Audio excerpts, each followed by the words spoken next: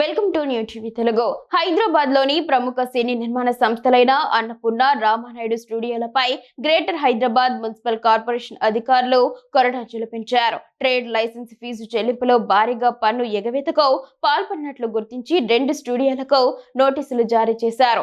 ఏళ్లుగా వ్యాపార విస్తీర్ణాన్ని ఉద్దేశపూర్వకంగా తక్కువగా చూపిస్తూ బల్దియాకు చెల్లించాల్సిన ఫీజులో కోత విధిస్తున్నట్టు అధికారులు తేల్చారు.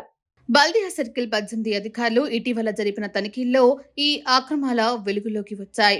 అధికారిక లెక్కల ప్రకారం అన్నపూర్ణ స్టూడియోస్ ఏటా 11.52 లక్షల రూపాయల ట్రేడ్ లైసెన్స్ ఫీజు చెల్లించాల్సి ఉండగా కేవలం 49,000 మాత్రమే చెల్లిస్తున్నట్లు తేలింది.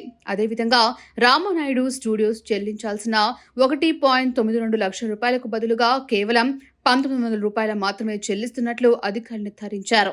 ఈ 2 స్టూడియోలు తమ వ్యాపార విస్తీర్ణాన్ని వాస్తవం కంటే చాలా తక్కువగా చూడటం వల్లే ఫీజులో ఇంత భారీ వ్యత్యాసం కనిపిస్తోందని అధికారులు వివరించారు. ఈ పన్ను ఎగవేతను తీవ్రంగా పరిగణించిన జీహెచ్ఎంసీ బకాయి పడ్డ పూర్తి మొత్తాన్ని వెంటనే చెల్లించాలని ఆదేశిస్తూ నోటీసులు పంపింది. వాస్తవ విస్తీర్ణం ఆధారంగా ట్రేడ్ లైసెన్స్ను పునరుద్ధరించుకోవాలని కూడా స్పష్టం చేసింది.